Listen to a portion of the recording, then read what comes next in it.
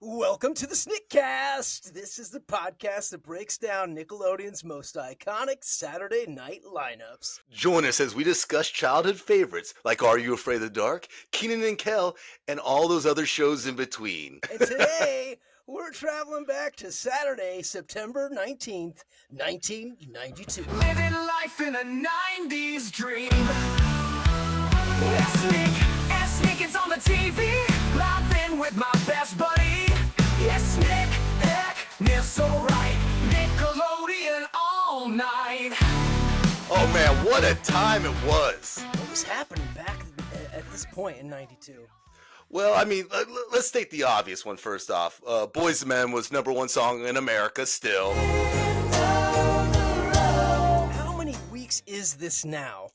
I mean, I think now we're in the 6 to 7. We're in around the midway point. Good for you guys. Exactly. I mean, those guys were doing incredible work. I mean, there's a reason why we don't have to hear about them anymore. It's probably because they make so much money off of just that 11-week run of CDs.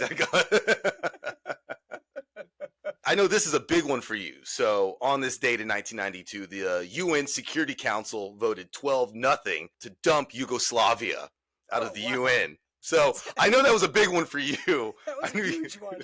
And I love that you set it up like it was a World Series game. 12-0, shut them out. That's a no-hitter, man. Yeah, that's an elimination game right there. I mean, I'll give you one sport one. Demolition began on the JFK Stadium in Philly. That's where the Eagles, the Phillies, where the U.S. portion of Live Aid happened. So so there were some things that happened there. And then the researcher in me also, I believe it wasn't maybe this exact day, but this weekend, Barry Bonds got 30 steals and 30 home runs in the season. True, 30 for 30 right there. Yeah, crazy. But then you think about what this year Ohtani did 50 and 50 for stolen bases and home runs. So just to think about in that 30-year span. That seems to me that's proof that steroids will slow you down. Exactly. And that's the end of our sports segment for all you big sports aficionados. We like sports and we don't care who knows. Football, tennis, hockey, golf. So now some more fun stuff happened at the box office. #1, we still had our friends Dan Aykroyd, Robert Redford, Sidney Poitier sneaking around in sneakers. We can wrap you in a full bodysuit of neoprene heat-resistant rubber, or we can raise the temperature in Cosmo's office to 98.6 degrees. Good second week. Hang on. Still another 10 million. And then, Anthony, the next movie, this is its first week in release. I just feel like this is a movie that you loved. It's The Captain. It's Captain Ron. You wouldn't be trying to cheat Captain Ron now, would you, Slot? No, honest. What happened? Nothing. Playing hide the salami in the shower. #3 is kind of a famous indie film, Singles. That's a very nice hat you're wearing, and I don't mean that in an Eddie Haskell kind of way.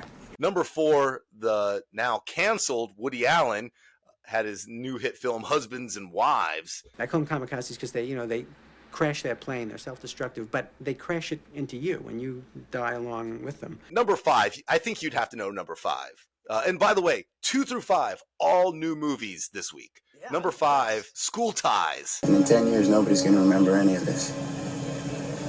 You'll still be a goddamn Jew.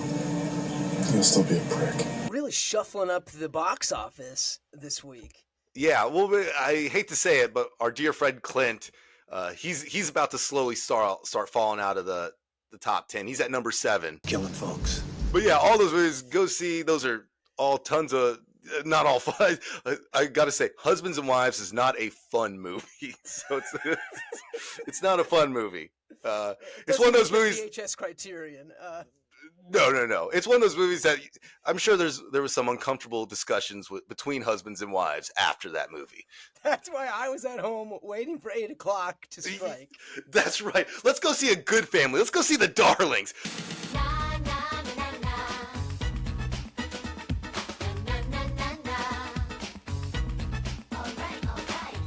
Name of this one is called Sam's Swan Song. Sam's mom comes to town to play in a roller derby match. Although she is the most valuable slayer, she announces that she wants to quit the derby and take Sam back and moved to Seattle to live there for good. I remember when it first started, I was like, wait, they're going to write Sam off? This is it? Oh man, no way. It's kind of a hard one because you kind of forget how perfect the Darlings family in a lot of ways is when you're watching this episode. And you're kind of like, I've never once thought about Sam's like family life beyond that his dad, they tried to get Aunt Mafalda to hook up with him. But Wait a second, but wasn't this episode? This episode's right after Aunt Mafalda, and Sam's dad was kind of hooking up with Mafalda at the end. Was having a chance to.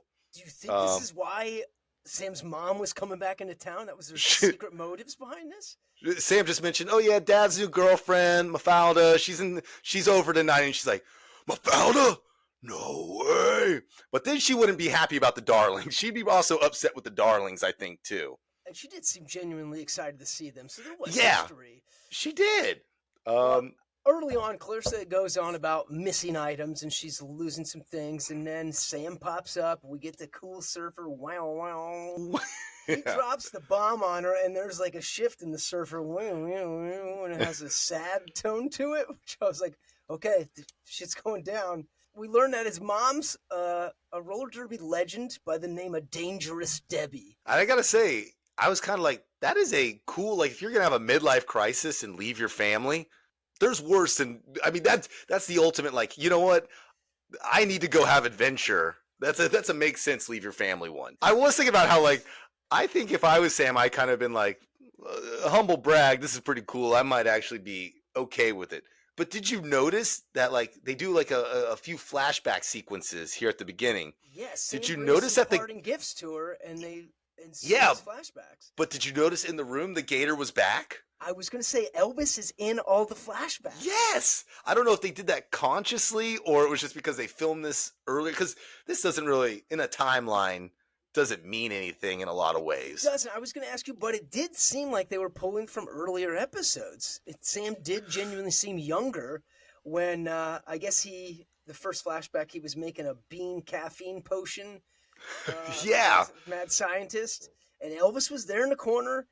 There was boxing gloves, and when he was training Clarissa to fight, this is pre the date and times of our podcast. And then he had an elf hat where they went door to door to try to. Yeah, I didn't understand. I did not understand the Christmas cards. What were they were selling 4th of July cards on Christmas? I think it was Christmas cards during the 4th of July. Ah, so they were dressed up as elves then. It was bizarro, but yeah, Elvis the Gator, our mini Gator friend, was back for a hot second. Then we go downstairs and we get Ferg. His painting pops. Man, you know what? I gotta say, Ferg looks good painting. At first, he was not really into it. It seemed like a school project that he had to do. And he was painting pops in this Picasso-esque way as we see this painting, which is actually pretty good Picasso. Dude, that is exactly what I wrote down. I was like, I get the joke is supposed to be how goofy it is, like a Picasso. But when I was looking, I was like, I like it. If someone gave me that gift, I probably would find a place to put it somewhere in my house. Even it looked good. Wasn't upset about it. He was like, "Oh yeah, okay." And then Ferg goes. I guess Mom's going through a book of artists, and Ferg's like, "Oh, this is trash." He's really dogging him. And Mom and Dad go on about like wanting the Jackson Pollock and that they cost millions of dollars. And Ferg's like, "Wait, what? Artists? This crap right here makes millions of dollars?" And then he gets this light bulb and is like, "All right, I'm going to be an artist now." Which I think every kid kind of thought about that. I went to an art museum as a kid and was like, wait a second, this is people like just put like, even I think more like I went to somewhere in Washington DC and they had like just a pile of garbage in the middle of a room at like the National Art. Yeah, I was like, wait, someone can do this. I was like, this is the best scam in the world. But I did read I always heard that like Picasso could actually draw a beautiful portrait and stuff like that. So like that's the thing we're missing is we couldn't actually do the real stuff. So he just chose to go this other route. Well, then from here, Sam's mom bursts in a full like leather, looks like she was a biker chick. Dude, she looked badass. And then her and Mama Darling have this big reunion, and they're like, "It's so good to see you." And do you think Miss Darling was closer to how Sam's mom is? Or do you think Sam's mom was very cookie cutter and then kind of had like a mental break? And then just is like I almost want to see Sam the darkie, you know, when mom's slowly snapping, like she's rolling cookies and stuff and things like that. But at the same time, she's like, you know, punching holes in walls and things like that. I think I like that. Sam's mom was Miss Darling, and then just loses it. I would watch a full episode of that too. Fingers crossed that comes down the line here in the future. So in her leather gear, she's catching up with the Darlings. She goes on to like tell about her next steps in retirement, and that she wants to be a great mom and go back to being a mom, and then she wants to do this in Seattle, where she wants to open up the first health food gym laundromat combo. Sam's pretty bummed out at this point, if we haven't already let you know that. He does not want to do this. He likes being in Darlingtown, USA. Yeah, do we ever know what the town's name is? No, but I'm going to say it's Darlingtown. Yeah, like just touched down in Darlingtown. Yeah, I like that. And that the Darlings are actually ancestral, and they just continue to stay there for eternity. Well, so then later we get updates from Ferg, who's doing more art. He's full on in his room now with canvases everywhere, and paint is just strewn about. He's trying to get that $1 million Jackson Pollock painting of his own. Clarissa goes through the 5 stages of loss with all of us. Rather, she explains the 5 stages of loss. And then Sam has flashbacks, and there's a moment where Sam and Mr. Darling do this MC Hammer LL. This is the moment of the episode. This is the moment of the episode right here. When they do like with the hammer pants on and that dance. But the both of them were nailing it. They Papa nailed Darling, as a dad, dancing was doing all right. Were you a hammer pants guy? Did you ever wear the? I wanted to be. Yeah. And occasionally I will hike my sweats up in current day to make them like that, but it doesn't work. I did a dance recital where I was when I was around that age, and yeah, for like gymnastics, and I got to wear some hammer pants. But nice golden ones, not these. But I love their blue ones that they're wearing in this episode. These were slick. And at the end of it, it turned into this LL Cool J "Mama Said Knock You Out" kind of parody. Yep. That was about architecture. Way to bring it together. I think this is a excellent Sam performance. That actor in this episode, he shows more range. In most episodes, he's just like, hey, Clarissa, what's going on? This one, he gets to have some comedy gold, a little seriousness. I mean, this is the first time you're like, oh, I see why this kid got cast. And to further his range, they show a flash forward in time where Sam pops up in the window as an elderly man. And also worth noting, Elvis the alligator is in that flash forward. So I don't know if that was from a previous episode that they recycled again, or if they actually were like, well, maybe we're bringing him back. And also, like, in the idea of them being old, I don't know how long gators live. I thought they only have like a 20-year lifespan. I mean, is this, the son of? This is Elvis' son, Elvis yeah. too. We don't know. But again, he's gone for current day. Well, anyway, that fast forwards us to backstage at the Derby for Mom's big retirement. Woo.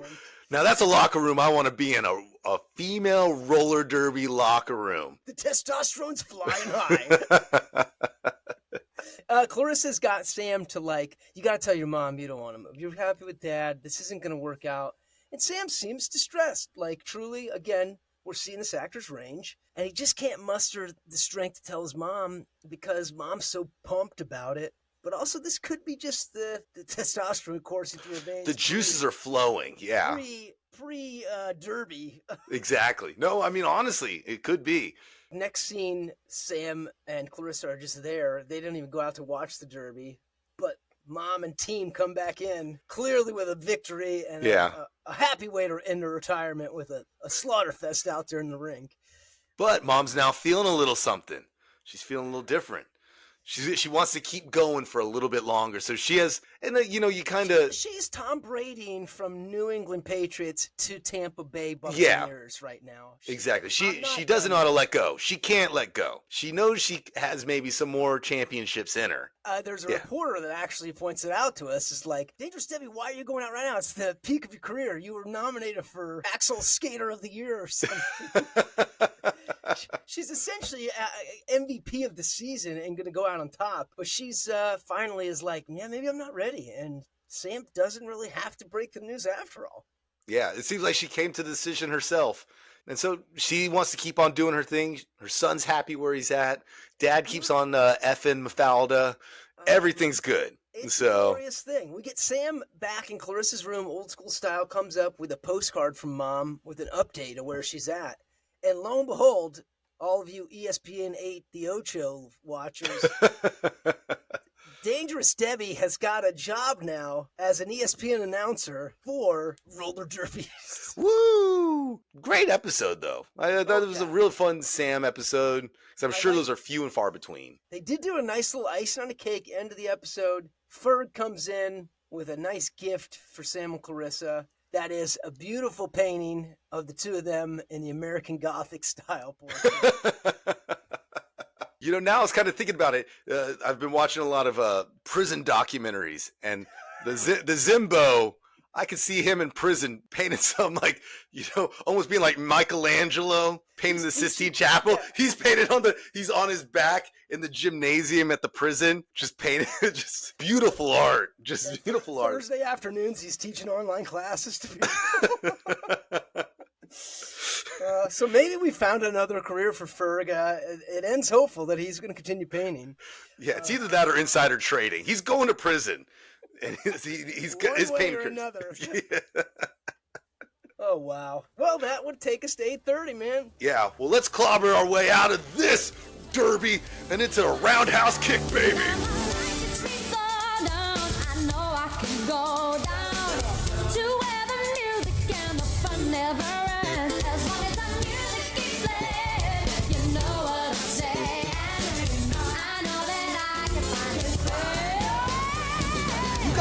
You had to love this episode of Roundhouse. You had to love this one. As a TV child, I was all about it. Do we? I mean, I think we have to at least mention that there was some more confusion online of what episode was actually aired at this point, or what. Yeah, I would really like fan wiki and IMDb to kind of work together, and then just all the other sites just kind of let's make a conjoined, complete list that's just accurate, because again, we think this is the one. IMDb shows this one as the episode in order, but then if you go to fan wiki, Nick wiki, gosh, I'm gonna say fan wiki because we're fans of it with Nick, so it's the Nick wiki, the fans Nick wiki. So if you're confused, guys, about why we're talking about Totally TV, is it Totally TV or is this TV on trial? Oh my gosh, I said Totally TV because there's an episode of Clarissa called Totally TV. Gosh, you got me, baby. That we couldn't find. This is what we couldn't find that one. But yeah, I mean, very simple story for this one, right? Concept is that television as a whole is on trial. You got it. The average American family goes to court to defend their beloved Telly. That's all it really is. But it's called TV on trial, not Totally TV. It sounds confusing because it is confusing, and if you guys have a clarity, please let us know. I looked up before I started this. As I started watching the episode, I was like, was there a big movement at the time for like we were watching too much TV in the world, and there was censorship or something? I couldn't find anything that was really concrete because I was like, it feels like they're making a political statement or something about like we're watching TV. There's the good and the bad, and you just gotta go with it. But I couldn't find anything. Not like how CDs were getting the censor, the explicit content that started coming up around this time. There's nothing like that. I definitely do recall my parents being like, well, no, we got to limit some of the screen time. So I don't know if it was a wave of, your kids are watching too much TV. Well, they make a great joke at the beginning of this episode about like what families did before, TV existed. And it's just kind of like standing around staring at each other. And I kind of do wonder what most families did, because at least one member, I feel like, of every family is the TV sitter. There's like that one person who just sits there and stares at the TV all day and all night if they can. Exactly. But yeah, this is a great dad episode, though, for you. This one, and Dad out of the kick-ass scooter couch on his feet for a lot of this episode. Early on, the cops come and they arrest the TV, and they say it's for decaying family values and airing Geraldo. That was great. They get to court, and it's this people's court kind of situation, and they get a bunch of stats about how bad TV is. The first peel-off we really get is about a show called Down and Out in Beverly Hills 90210. Great parodies in this episode. Great parodies. They're chocked full of so many. We will not get through all of them just because they had a ton. They showed the 90210 episode was just showcasing pain, and there's like this homeless guy. I did remember the guy Dylan at one point in time is like really upset because he lost a sideburn in a terrible shaving accident. That's right. Then they had this really cool, I really loved how meta this got, but they had a little cardboard TV around one of the cast members, and they zoom out of that and it's a bigger cardboard TV frame, then a couple more, and they go out of that and it's an even bigger frame, and they just keep zooming out until somebody has like kind of a watch TV. Very ahead of its time, because that is a thing kind of existing now. But that was so cool. That was honestly really cool to see them do. That was a nice little camera job. Back. I loved how the movement there. The next bit was maybe the hardest I laughed in the whole episode. Dad was back on the couch at home, and it was an ad for a thing called Stuffing Honey. Oh, yeah. And essentially the wife's off stage going, honey, and he's like, honey, what are you eating? He's like, stuffing, honey, and she hears stuff it. And she's like, excuse me? And he's like, stuffing, honey. And she goes, why are you speaking to him that way? What are you? He said, stuffing, honey. And she's like, come here. And then she pulls it out and is like, oh, you're eating stuffing, honey. Once Mom clarifies that it's stuffing, not stuff it, honey, Dad goes, yeah, it's just stuffing, honey. Now, how about you give me some milk, bitch face? Yeah, and then it kind of just transitions right out of it. The minute he does that, I'm like, we watched this as a kid? I had to pull that back. I was like, there's no way he said that. And it sure enough is like, oh, stuffing, honey. He's like, yeah, how about get me some milk, bitch face? I can't believe that. It explains so much about us. Oh, my God. That was so funny. We had a couple of standout impersonations from our one, the Jackie Gleason Honeymooners was so good. And then we got a return of I just call it the Ed McMahon impersonation. But it's always so good. Ed McMayo returns. Yes, Ed McMayo, yeah. He's like, you thought I was gone, which is funny because it's 1992, so Johnny Carson show was just ending that same year. So actually, I think Carson ended like 2 months before this. Yeah. So Ed was out of the job at the time. Oh, so good. I did know commercial break happens and they return and we get this sensual fog dance from the cast. Yeah, there was a lot more. Like I actually wrote this down. There was a lot more touching between cast members, and if we ever get to meet these people, I would be curious how much was going on backstage, because I'm now watching. I was like, it seemed like everyone was becoming real close friends. If you know what I mean. We're very familiar with each other. Yeah, there's a lot of it. Also, was like for our listeners, the last episode, was this our fog guy kicking up all that fog? There was a lot of it. He's works on Nickelodeon. I'm coming off my under 5 of Are You Afraid of the Dark, but I also still do fog.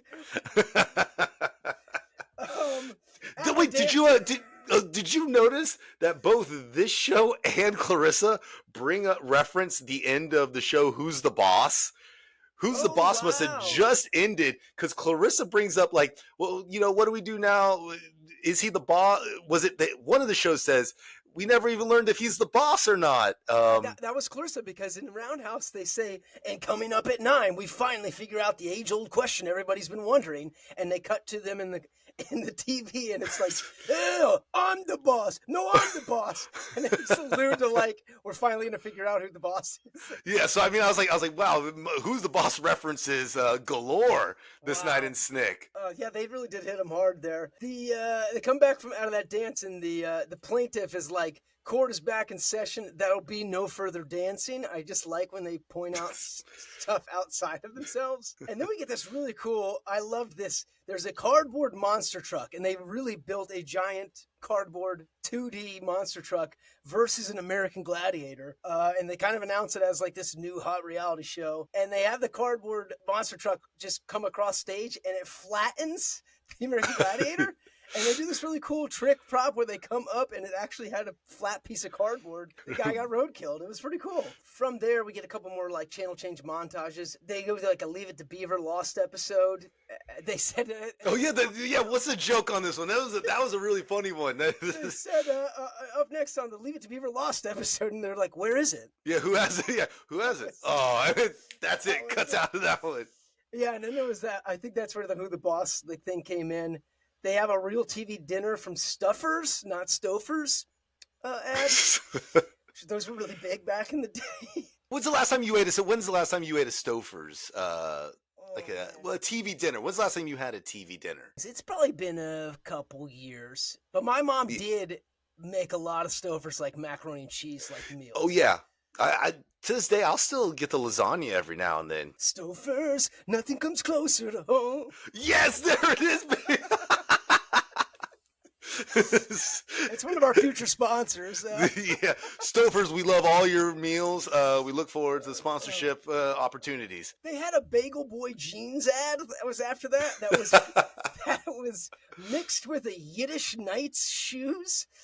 I don't know if you remember there was I think they rivaled the Reebok pumps. There was a shoe called British Knights.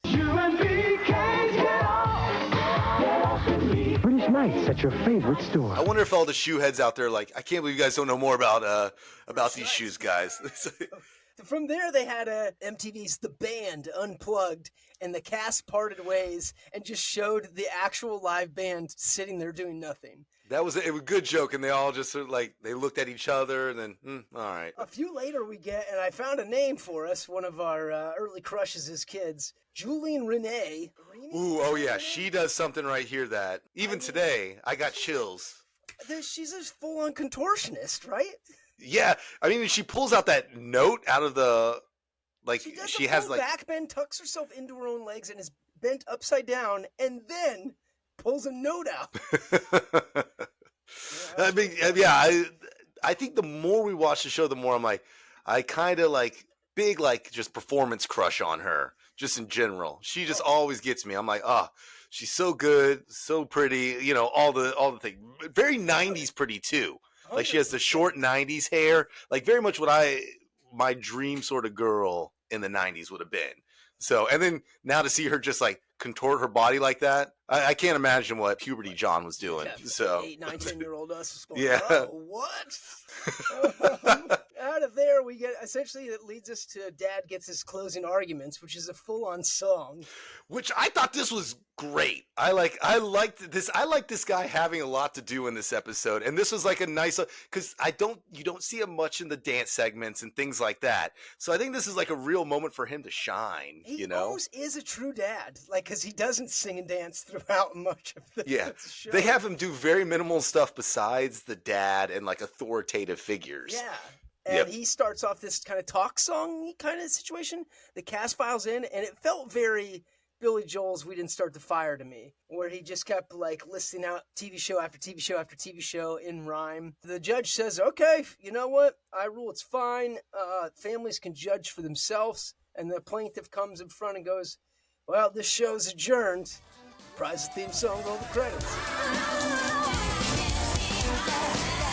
Keep watching. There's more Snick coming up next. This episode of Snickcast is sponsored by Hungry Hungry Hippos from Milton Bradley.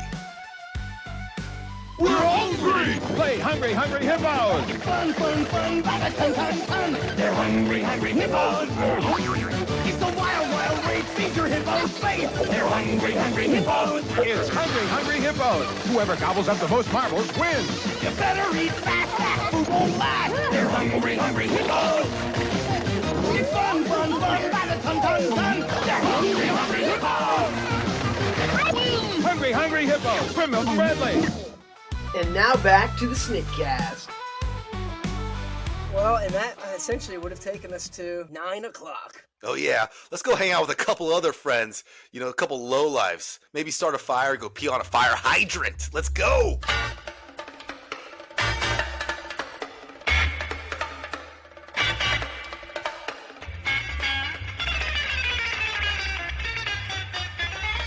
This one seemed like another early episode from a. It was an early one. Yeah, this one, season was it? This one actually came out almost a full year before it was even on Snick. It came out, its original air date was September 15th, 1991. So a lot of time. You're talking about what? Fire Dogs, The Littlest Giant. Before we even get Fire Dogs and Stimpy's Bedtime Littlest Giants, we get a Ask Dr. Stupid.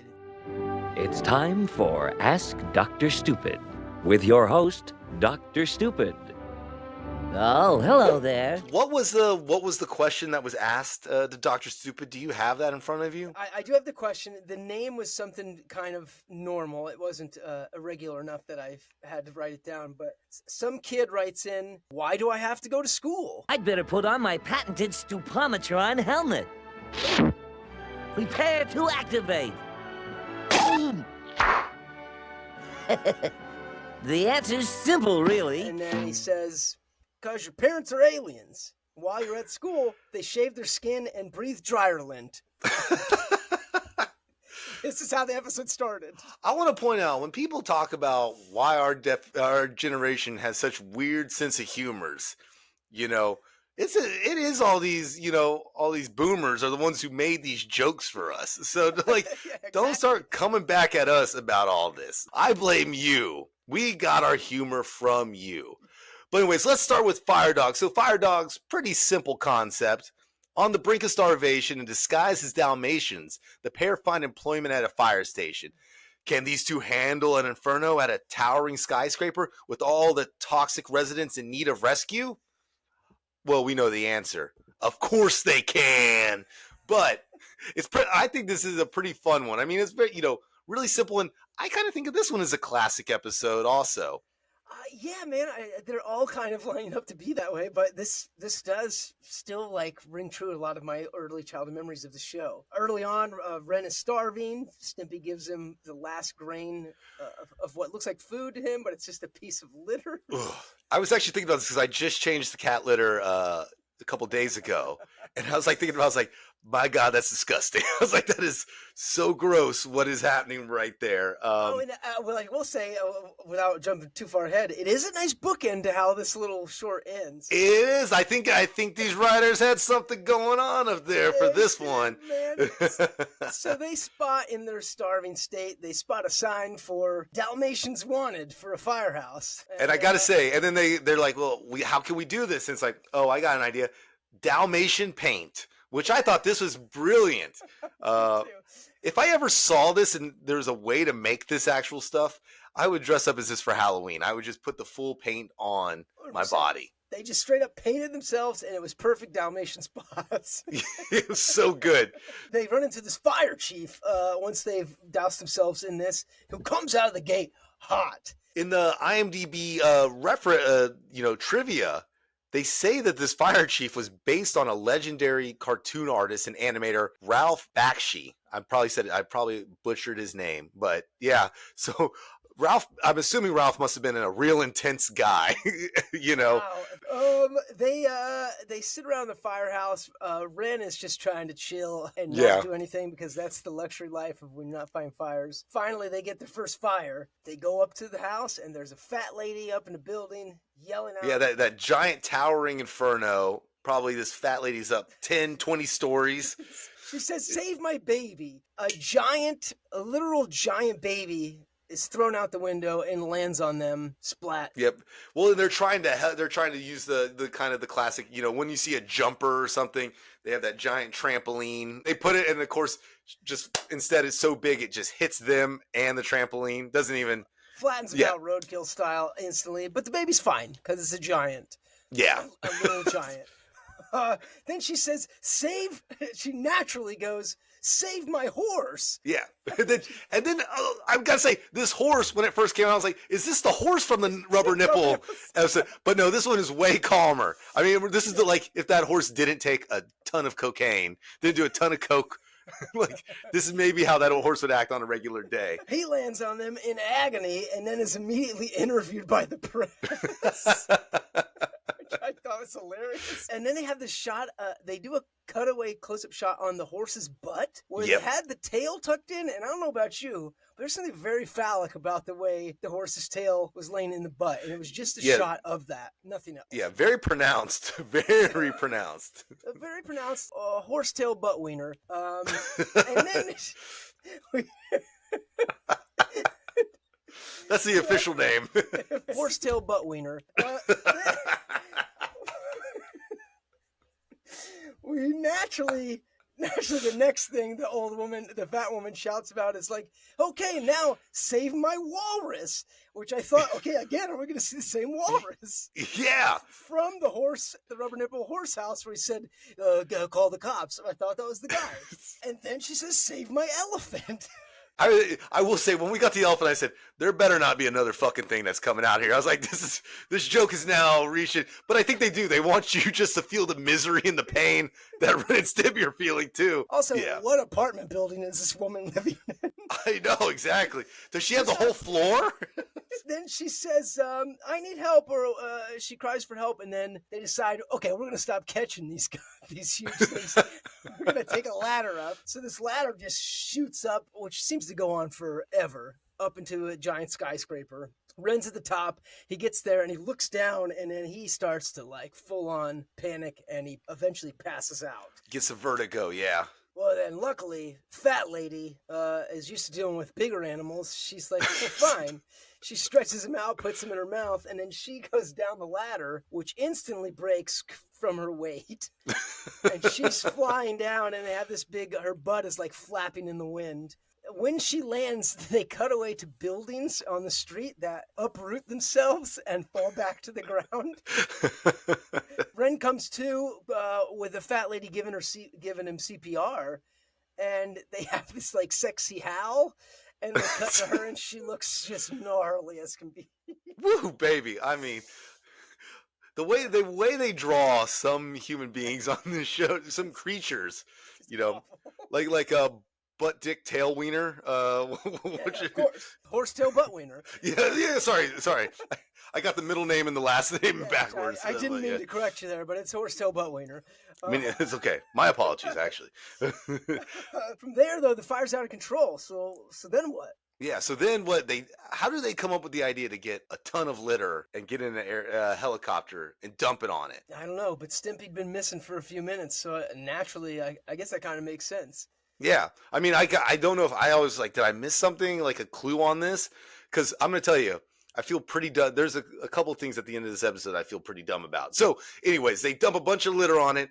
It saves the day. And then their fire chief comes up to them and he gives them the sacred golden fire hydrant helmets. He awards them and puts them on their heads. It cuts to, and then it shows a line of all these dogs holding like they got to go pee. And then and then at the end of the line is the fat lady also having to go holding her pee. I did not get this joke the first time. It took me, I felt so dumb. I was like sitting there being like, I do not know why they're doing this. I rewatched it again and then I was like, oh, this is why I'm a cat guy. I don't know these things. So like, oh, dogs, they pee on fire hydrants. So I mean, Ren and Stimpy all these animals and the fat lady saw them and were like, I got to urinate right now. Pretty funny. Great way to end it. Well, from there we get a special log commercial, which is Log for Girls. Log, it's better than that, it's good. Prettiest log I've ever seen. That blonde wig on that log was incredible. Yeah, I really liked that one. I think that's my favorite log one so far, just because of the simplicity of it. Yeah, and the girls get to participate. Yeah, exactly. Boys have theirs. They have G.I. Joe log, and then they have girl log, you know? It makes sense. Well, and then we jump over to Stimpy's storybook land, the littlest giant. We have Stimpy, a little giant, and the brunt of all the big giant's jokes leaves home to find a happier life. What partnership will unfold when he meets Ren, a simple dairy farmer? So, I mean, they're kind of not giving it away enough, but like, it starts with Stimpy telling a bedtime story to Ren. I thought this was very funny. They open on them both praying at the bed. Yeah, that was funny. It was very telling of their characters. Stimpy's praying for his grandparents and his family, and they kind of pan over to Ren, who's praying for $1 million and big muscles. I mean, what I like about this also, there's another trivia thing that I thought was really funny with this one, which is this supposedly this segment or this short was demanded by Nick executives who felt that Ren shouldn't be so mean and insane all the time. I don't know if this is true, but I find that so funny because I was like, wow, this is the nicest he ever is in a single episode. You know, this is the only time I don't think he ever like tries to kill Stimpy at any point. But yeah, but I mean, it's pretty basic. It is just, you know, Stimpy is the smallest giant. Like he's half the size of two other giants, and they pick on him. This honestly was the beginning of a Disney princess, Disney animated movie from the 90s to me. Yeah, it was almost Jack and the Beanstalk-esque. Exactly. A lot of Jack and the Beanstalk with it, but I was just like, you know what? You could find a world where Disney would make this into a musical that would be a timeless classic. He was from a town called Hugevania. He gets bullied and then he decides to leave Hugevania. And he arrives at a place called Thumbsville. Ren's sitting by a dry well, and there's nothing in the well. It seems like he's been in a drought for a while. There's a cow that's got wrinkled udders, barely producing powder at this point. That's what happens when you milk it. Exactly. Dude, and the sound effects on this one were really great. I didn't know it was like, I'm loving all the little sound effects. Yeah. And Stimpy shows up crying, and then his tears just fill the well. And then guess what? The cow can drink, gets bigger, and then they can milk him again. It is such a simple storyline, this one. Whenever Stimpy's telling a story, it feels like he's always making an ideal version of Ren and hoping that Ren will just be like this always, and then always like listening to him. I mean, it's just very funny to me. It's always very funny that when Stimpy tells a story, that's what ends up happening. So that's his idealized version. Yeah. And you realize, oh, do you not see Ren the same way we do? Like Stimpy? Obviously not. Yeah. I mean, again, there's not a lot to say about this one. It is just so down the middle, kind of. They do at the end of this, which I think was early on, Ren and Stimpy, this show did. They actually, after the small cartoon, it's the two of them on like a little stage. Yes. Like so long, the show's over, kind of, which I think dies off.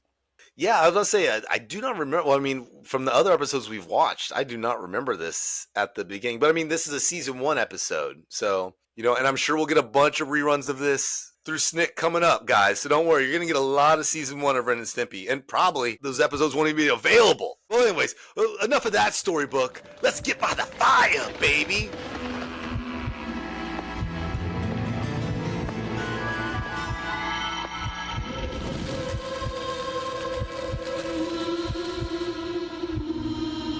Man, I really like this episode.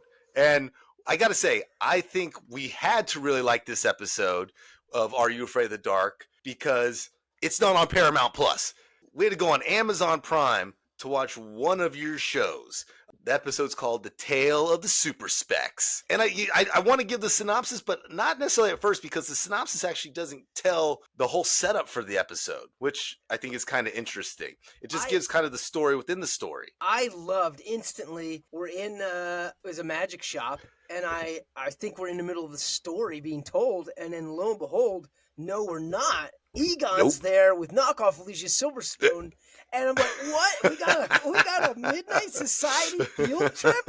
Are you kidding me? So I was reading, this is the only episode to have a scene before the introduction.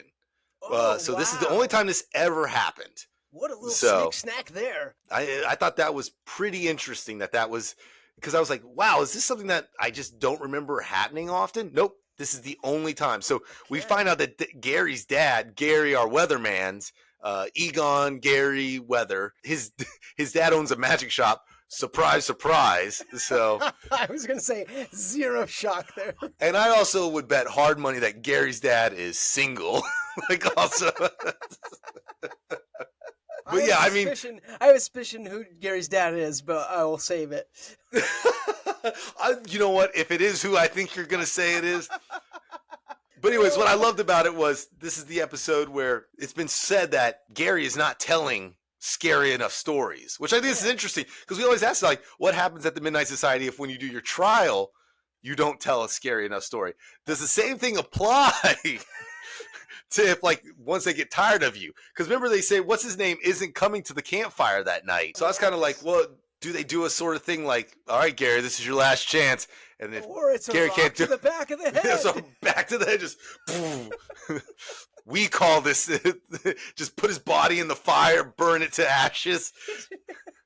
Gary's on the chopping block.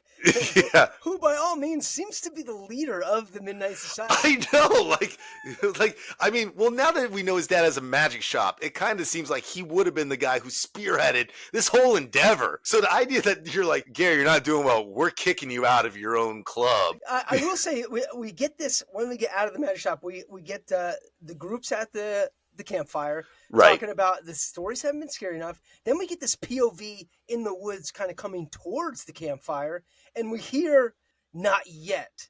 And then Gary Egon Weatherman shows up. Kind of sets us up this way. Gary Egon Weatherman seems very confident that he's got a tale that's actually going to be scary this time. He had some, and I dare say, I think he does. I'm still on the fence about it, but take us away. Yeah, for 10-year-old me, this got a little scary. So this episode, again, the tale of the super specs. Our main character in the tale is Weeds, a prankster, buys his girlfriend Marybeth a pair of super spec glasses as part of his April Fool's Day collection. Once she puts on the glasses, strange figures appear and can't be explained. I mean, first off, the kid's name's Weeds, which... I mean, I was like, wait, what? I don't want to say that. I mean, it's and so. Her name is Marybeth. So were they actually trying to change something there? I know. It can't be Mary Jane. It can't. Do not do Mary Jane. Yeah, that was what the exec's note for that one was. They're like, Ren and Stimpy. We got Ren to be nice. For this, we cannot have a character named Weeds and his girlfriend named Mary Jane. Oh, I do love though. They're talking early on, and she says, "Hey, haven't we been seeing each other for a while?" For a long time, and then he goes, yeah, for 2 weeks, man. But it brought me back to when I was like that age. You know what? A long time. Oh my gosh, whatever dating was in elementary and middle school, 2 weeks was an eternity. You know, we might as well have been married and had like 4 kids and lived in a house. You know, they were on their way to divorce at this point. 2 weeks in, man. That's honestly, no. She seemed like she was about to have enough of his shit. She was pretty tired of him at this point. They open it up in the magic shop, and he's using all the gadgets and gadgets and pranking her there, and it was kind of exhausting out of the gate.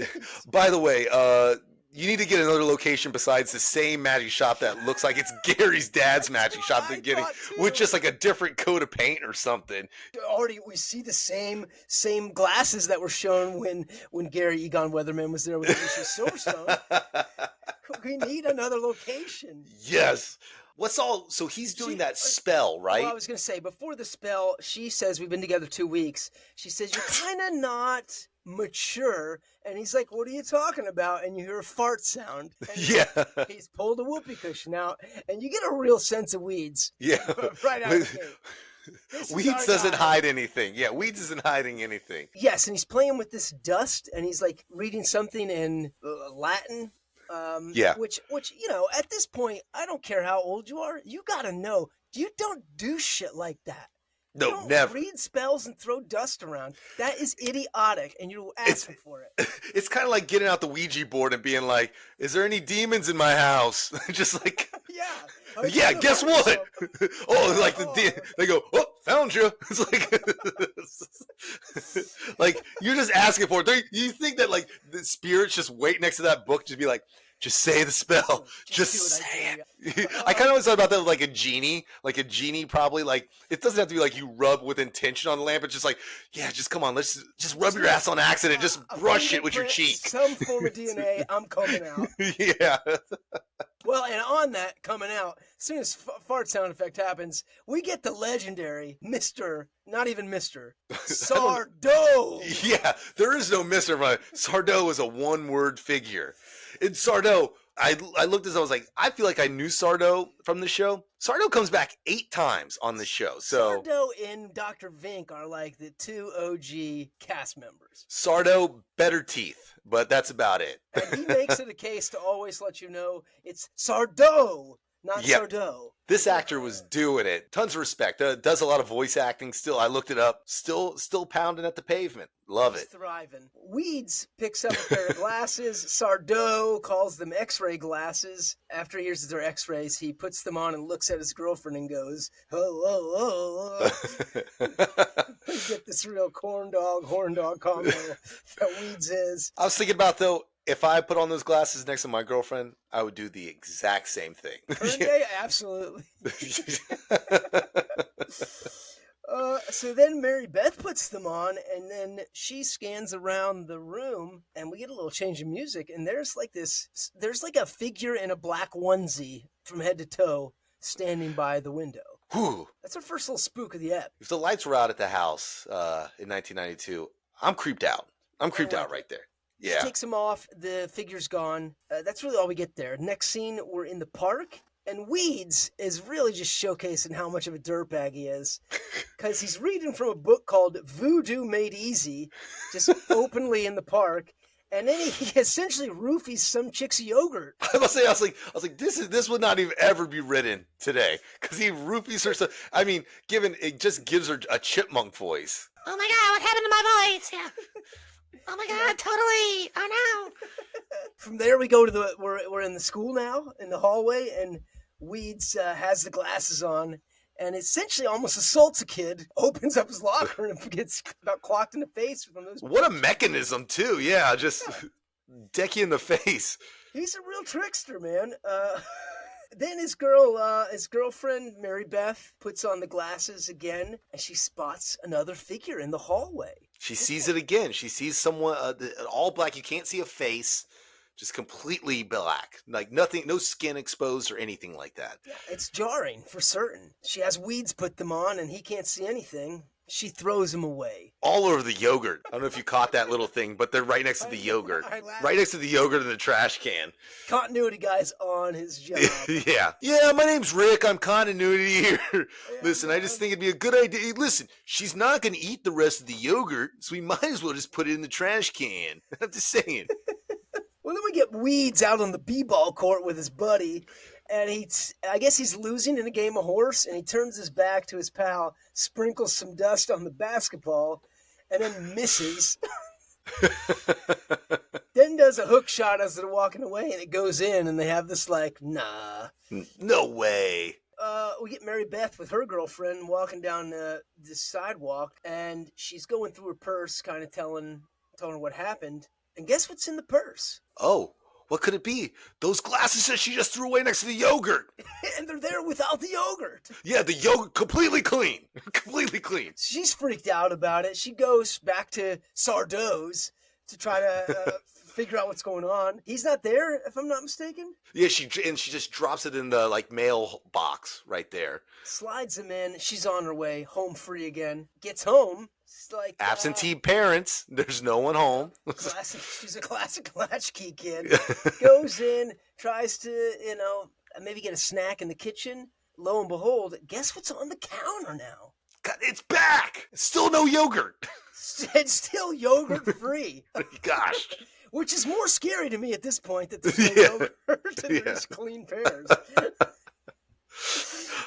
She puts them on, and all of a sudden there was a kettle on the stove that is boiling. And she tries to put her hand, grab it, and she can't. It's almost like it's a ghostly figure, almost a ghostly kettle. And then she's doing that classic, takes the glasses kind of off to see, life's normal, puts them on, it's crazy, takes them off. She sees a fireplace, now it's a fire, and she takes them off, the fire's gone. Meanwhile, the score under here felt like it was on some kind of wild safari music. I don't remember it, so wow. I'll now have to listen to it. You don't have to, because I'll put it in right here. Jungle spirits take my mind, lost within the vines they wind. Whispers of the past possess, in this haunt I'm now a guest. Oh, that's great, man. We're going on safari. It just didn't seem to match the tone, but I was all right, fine. Yeah. The Hans Zimmer of Nickelodeon was really feeling himself. So the next scene, when she goes to her bedroom, glasses on, and boom, scary female all black figure is there. She turns around, and then coming down the hallway is a gaggle of... Yes, that's right. And this is when you see, like, yeah. Takes them off, they're gone, puts them back on, they're there again, and then Weeds is with his pal at the b-ball court again. This is my favorite moment in the whole thing, and made me laugh hysterically watching this episode. So she runs up to him, and she's like, they're everywhere, these blah, blah, blah, blah, blah, blah, blahs, and she puts on the glasses, and then there's all these guys, all the black figures playing basketball across from them. It was one of the funniest things ever. I mean, I was like, I don't know how this story is going to all come together, because I don't, like, why are they now just playing basketball? Like, are they just like, oh, well, we don't have to go back and chase the girl for like another few hours. You guys just want to shoot some hoops? They're playing a full 5-on-5 also.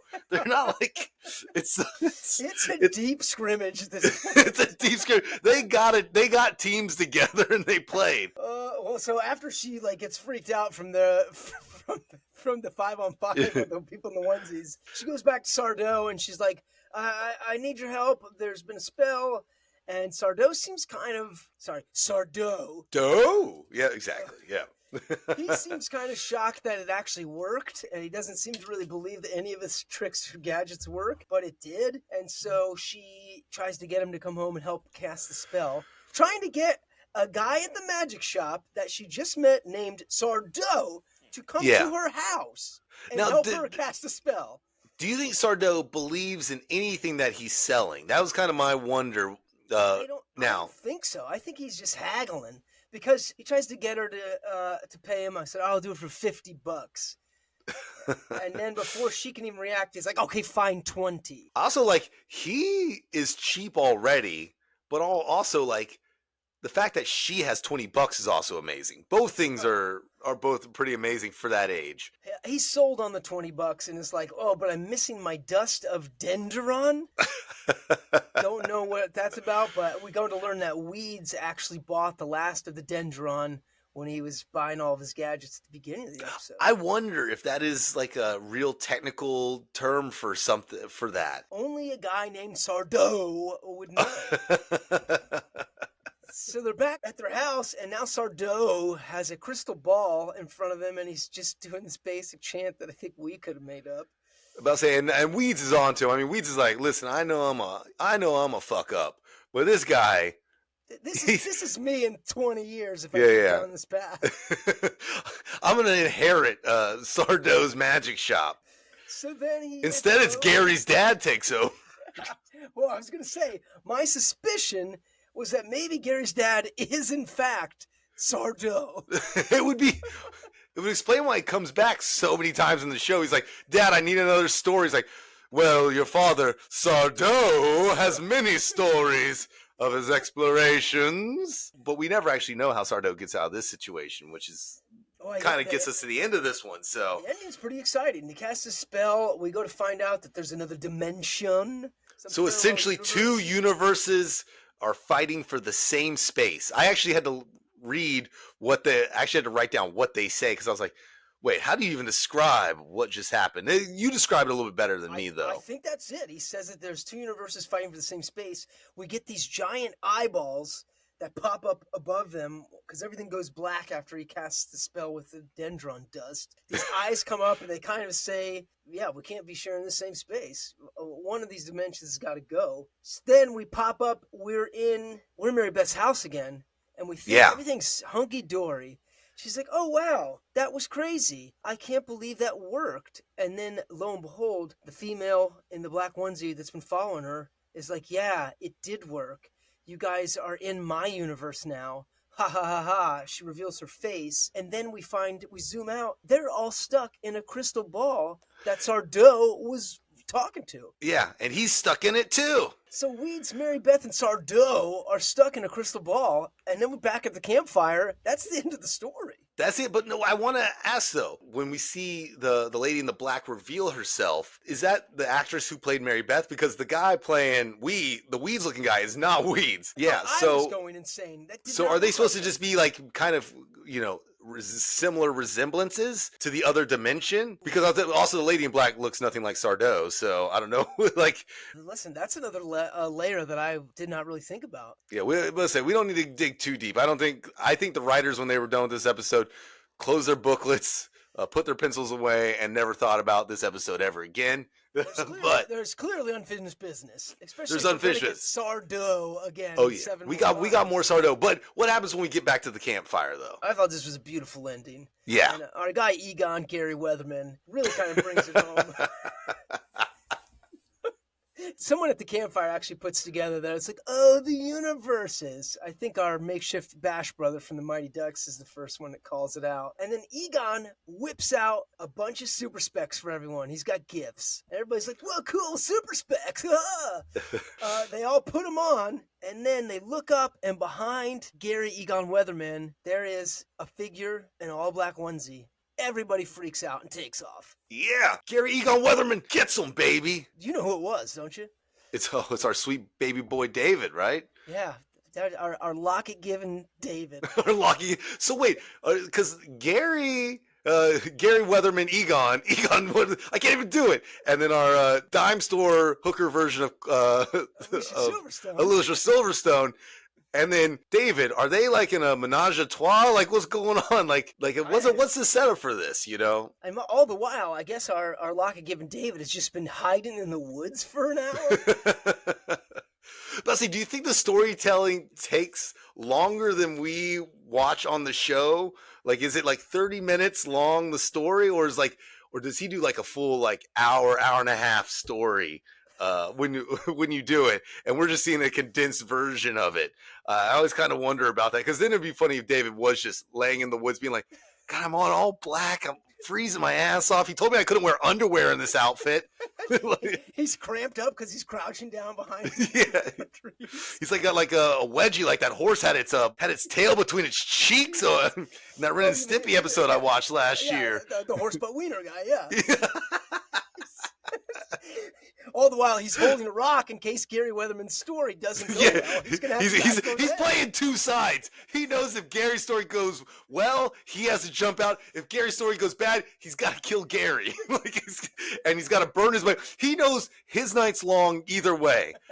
Because he has to take care of the body. Whoever kills the body has to take care of it. He has to stay until the fire's out. So I kind of empathize with David here. Man. But wait, I just also realized something. The pouch of all the special powder, very similar to the pouch that when they start the spark at the fire in the morning. Sardo?